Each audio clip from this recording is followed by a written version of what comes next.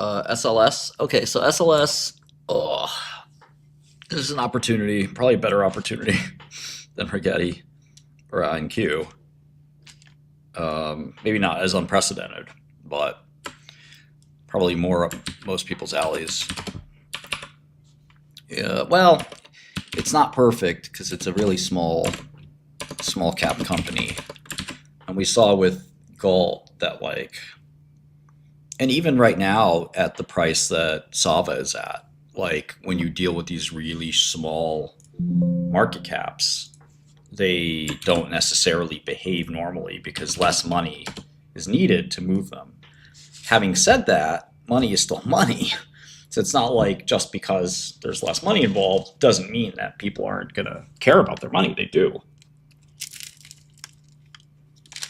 But it's something to be mindful of.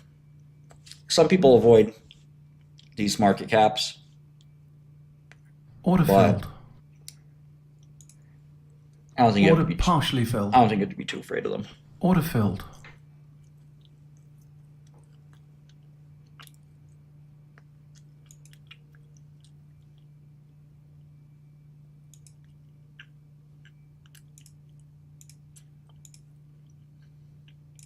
Order filled.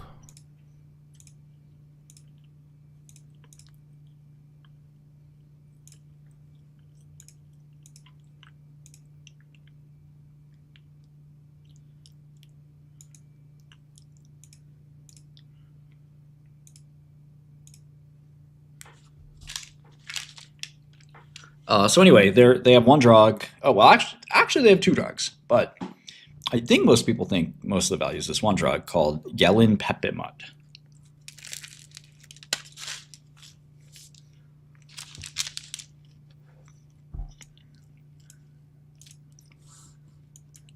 And this drug is for the worst disease ever, called AML. AML, acute myeloid leukemia, or acute myelogenous leukemia. This is a really, really tough hematological malignancy, one of the worst blood cancers you can get. And what's interesting about this blood cancer, so for those of you who don't know, most of these blood cancers, there's basically something goes wrong with your bone marrow. And there's some kind of, certainly in AML and in many others, there's some kind of marrow cell that's mutated and is going to keep replicating. If you're familiar with how blood cells work, there's a central lineage that are progenitor cells of the downstream blood cells. So they're like father cells in essence, sometimes called stem cells. And these stem cells differentiate into different cell types. So if you have a mutation in your stem cell, you're going to have a problem with all of the cells that get created from that stem cell template. So sometimes called as a clonal system, because these cells are clones of their parent cells. So in AML, the only thing that seems to work, and it doesn't work very well, it works briefly, is you blast the bone marrow. You just kill everything. You kill all the cells. And there are chemos that work that are more or less specific to just blood cells. And with these chemos, you just can irradiate and destroy the bone marrow. Maybe not irradiate, but deplete the bone marrow quite a bit. And this is sometimes called myelodepletion or myelosuppression. And you hope that when the marrow grows back, or the blood grows back, that the cancer's not there. Now, obviously, you still have this problem where there's some mutation somewhere that's causing this issue. So what ends up happening is you can get something called a CR, which is in cancer, as you guys may know, a complete response. You want a complete response. It's a good thing to have a CR. The problem is that you're going to have, so let's say here's your bone marrow niche. And you sort of have this healthy stem cell, healthy stem cell, healthy stem cell, healthy stem cell, cancer stem cell. Now this guy sort of outcompetes. He multiplies a lot more. So when you look outside the bone marrow into the blood, you might see actually more red guys than green guys. You might say, okay, well, there's a lot of cancer here. There's a couple of green guys too. But the person's having anemia, they're having infections, they're having all kinds of problems because their blood's not working. It's filled with these red guys, which are the cancer cell. So now you wipe out this bone marrow. I'm sorry, you wipe out the blood cells and the bone marrow, right? And you end up, it's going to kind of grow back. But immediately, at least, it's going to sort of still be mostly green in the bloodstream. And eventually, the reds start to show up, and the reds take over. It sort of slowly comes out, and more and more and more. And then the reds are all there again. And the complete response is gone. Your CR, this is called CR1, is gone. Now you can just do it again, right? And that's called CR2. So these guys have a drug for CR2 in AML, which is one of the worst illnesses you could have in human existence, because you've already had a bone marrow wipe, if you will, formatted the hard drive, and you're still, you had the cancer come back, then you wiped it again, and you're hoping the cancer is not going to come back, but it's going to. And typically what ends up happening in these things is the amount of time it takes for the cancer to come back shortens and shortens and shortens. And you could even get to CR3 if you're lucky. But inevitably, it's really hard and the cancer takes over. So these guys have a drug that will extend your time in CR2, but it doesn't work, and it's not going to work. And the company is kind of this like really dumb small cap company that's just been kind of extending their death over and over and over again. Quite frankly, not sure how many shares outstanding they have, but the cash is down to 21 million. They have payables. So when you deal with these really small companies, payables actually matter quite a lot. We don't pay much attention to them for the bigger companies. But the reality is, like, if they owe their lawyers money, that is debt, right? If they owe their clinical trial sites money, that is debt. So, like, arguably these are like debt-like for companies like this. We don't care really for other companies because they have accounts receivable, they have inventories, they have other stuff like that, or it's not material. In this case, it is. This they basically have no cash because they don't sell a product or anything, so they don't have any accounts receivable.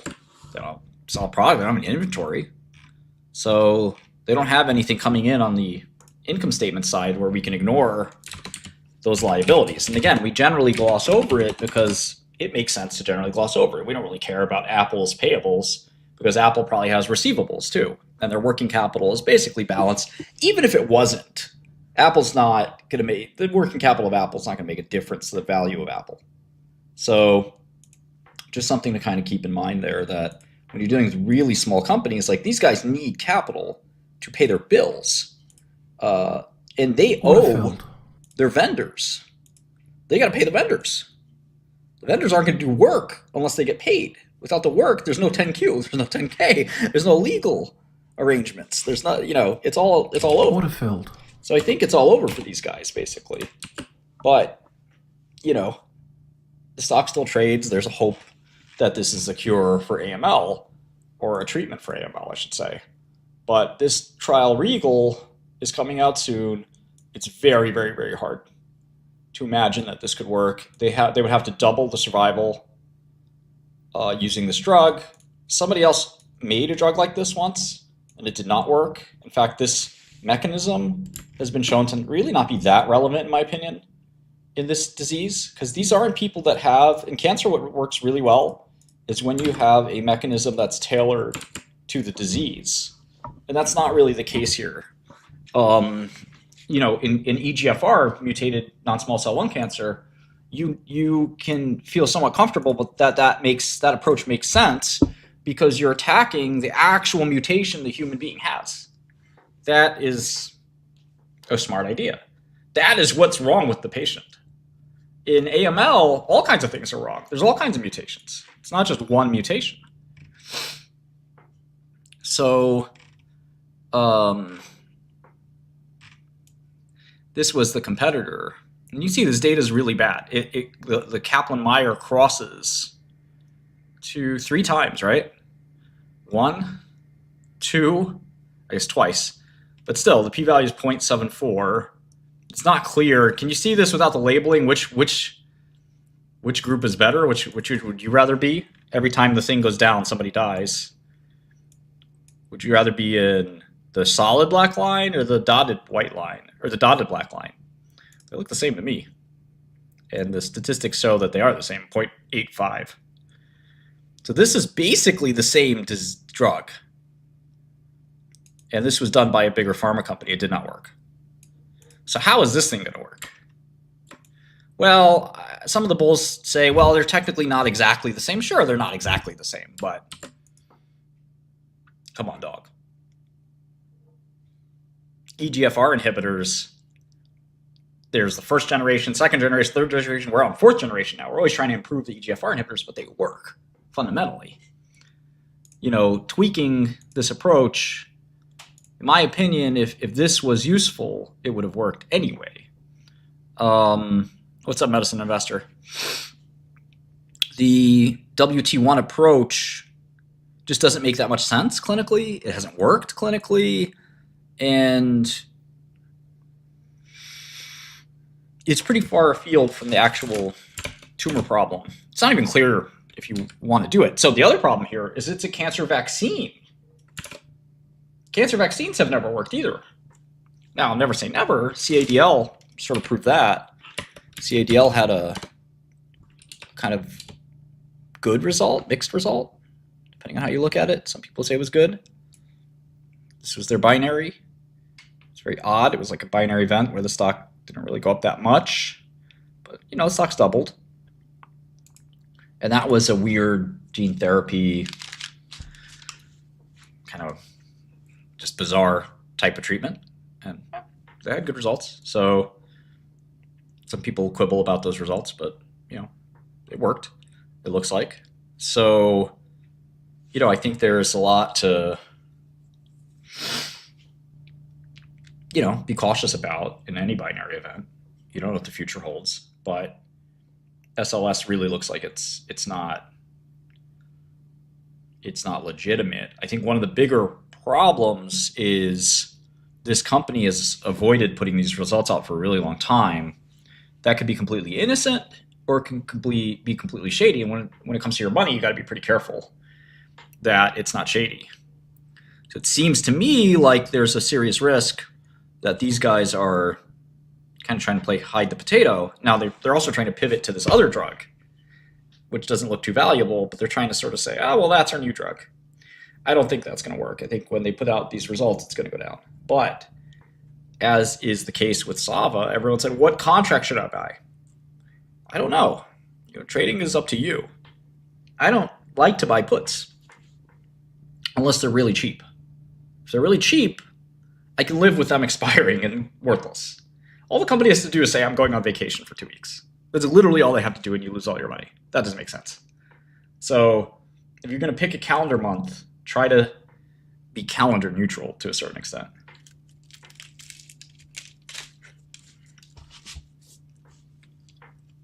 Now, you can short the stock, and there's something of an options market here. It's not amazing, but we don't know when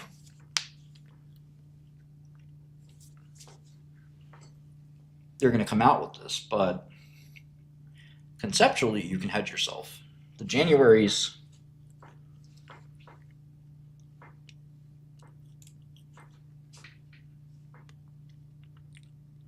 the risk with the Januaries is if you buy the January puts, they're not trading as if it's going to actually happen by January expiry, which is the 17th.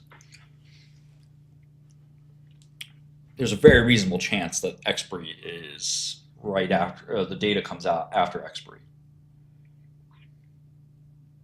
So you got to be pretty careful.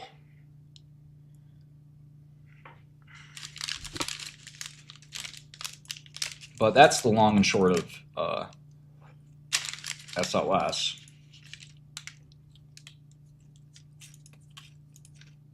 The company's doing this weird update. That's not going to be the data.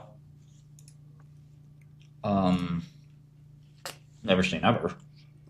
But I don't think that's going to be the data. But this weird update is not. It's like it's some Autofilled. weird, like, I hate to use the word gay as an insult. It's this very weird thing they're doing where they're doing the outlook for 2025 as if this is like a company with lots of things going on. It's like your outlook is okay. Is this data going to be good or bad? That's the outlook. The guy wants to play dress up and pretend he's a big CEO that has a lot of things going on for the years. The outlook for our company, the state of the Sava Jeff. Autofilled. It's just very cringe. But in January, there is a tradition in biopharma, the JP Morgan conference. And of course, they're not invited to the JP Morgan conference. So they're kind of do their own conference, if that makes sense. So, and of course, it's not a conference anybody can attend. It's just a gay little webinar. And all anybody cares about is this trial data. But the guy's going to try to want to pitch like an existence beyond this one drug to stay in business and to keep getting a salary. But this is kind of a bioturd that sort of just had 9 lives, and they've just been avoiding putting this data out.